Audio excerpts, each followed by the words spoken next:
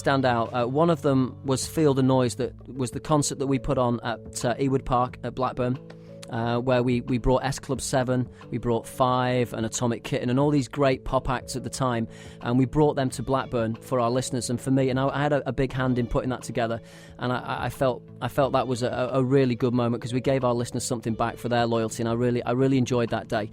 And another moment that really stands out for me was when Brian Moore, who used to do our breakfast show, did The Longest Breakfast, and we basically, he did it twice, and they both stand out, but the one where we sat him in a shop underneath Blackpool Tower for 72, 73 hours, something like that, and he was on air constantly, and of course by doing that raised a lot of money for our charity Help a Local Child, and the response that we got from our audience, they came down, and I think he finished about 10 o'clock at night on the Thursday. He may have started on the Monday, finished late on in the week around 10 o'clock, and it was raining, it was cold, it was a horrible night, but everyone came out to show their support, and there was a massive crowd outside the bottom of Blackpool Tower, and that was another great moment, and I just thought, that was what this station has been about, and I thought that was a great moment. And his opposite number on Magic 999, Mark Keane. I've been at Red Rose Radio for 5 years now. When I first was employed here, I was hired to do the late night phone-in, and Red Rose has always been very proud of its phone-in.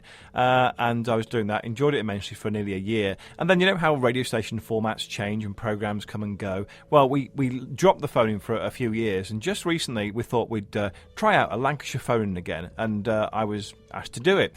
Great pleasure. And we were blowing the trumpets, we were shouting about it from the treetops. It was going to be the best thing ever, and we're going to talk about the speed cameras in Lancashire, and we were really talking it up. You know, we were geared up into some kind of sense of explosion. You know, the volcano was about to burst, and then we started the phone in, and the phones wouldn't work. We couldn't get a damn single call on the phone. That has to be the worst thing that could ever have happened, and we sorted it out in the end, but by God, there's some close shaves in radio.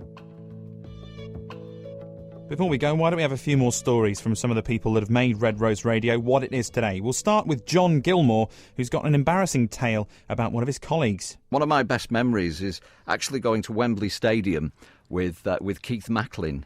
He was known by everyone, and I thought, this is brilliant. I mean, I'd never come across this before. I was carrying the equipment, I was with Keith Macklin, and we got off the train in London, then we had to get the tube, of course, to Wembley.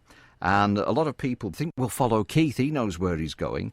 And of course we got on the tube, on the train, and we sat down, and Keith said, I think we might have a bit of a problem here, John. I think we might have got on the wrong tube. And I said, Keith, all these people have followed us onto the train. Yes, I know. He says, we can either sit here and end up in the wrong place, or we can get off now, and hopefully if these people want to follow us, they will do. So we made a quick dash for the exit before the train started off, pulled out of the station, and about 12, 18 people followed us. It was like the Pied Piper of London at the time, with Keith Macklin leading all these people to Wembley. Alan Bezick's got one as well about how he wasn't exactly the most popular man with the listeners. I have to say, there was a certain level of disappointment in my life when we started to sell badges, and we had badges, little button badges, and they said, I love Bezick, I ate Bezick, who the hell's Bezick, and you have been Bezicked.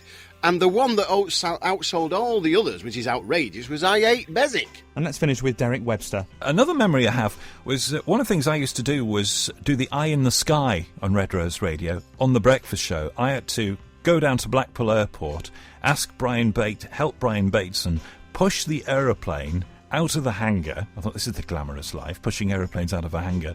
And then we'd be up in the air over Lancashire at about 8 o'clock in the morning. And I have this memory that I'll never forget of being hundreds of miles up in the air above the Tickle Trout Junction where the M6 joins the A59 near Preston.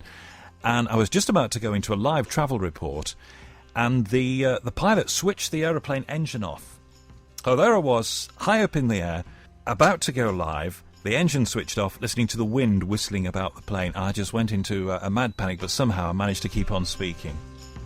OK, we're coming to the end now, and we've heard from a lot of people so far sounding very slick, very polished, very professional. So it wouldn't be right if we didn't play you some of the times when everything went horribly wrong. Here's a selection of gaffes and slip-ups I found from the Red Rose Radio blooper file. Almost all of them are by newsreaders, in fact, who really should know better. The first one is actually from a report on the death of singer Bing Crosby. Crosby will perhaps be remembered for his song White Christmas, one of the biggest selling records of all time. I'm dreaming of a white Christmas. The researcher, Dr. Hobart Quat, says 75% of Vietnamese...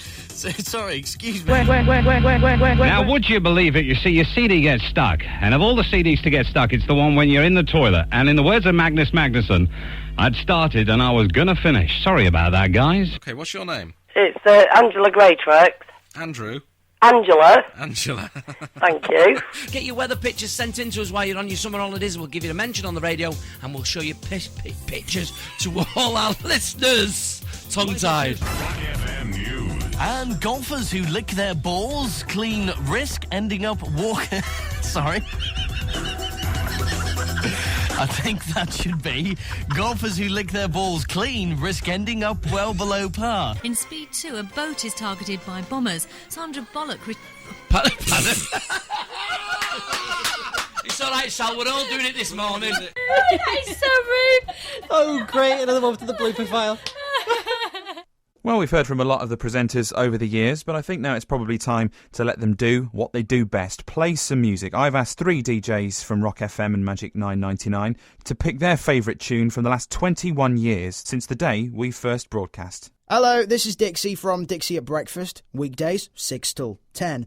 I've been here since February now, and it's a fantastic place to work. I did used to listen to rock in my early days growing up. I heard it, thought, yeah, that's something I'd like to do. I was kind of brought up in Cumbria, so this was kind of like the biggest station to us at the time. And now to be working here is a joy, and I love it. I get paid for playing records and talking on a wonderful radio station, so why wouldn't it be great? OK, so that's it. I'm a bit misty-eyed now, I'll admit it. We'll leave you where we started with the original Red Rose Radio theme tune celebrating 21 years of broadcasting. Red Rose Radio, playing music and listening to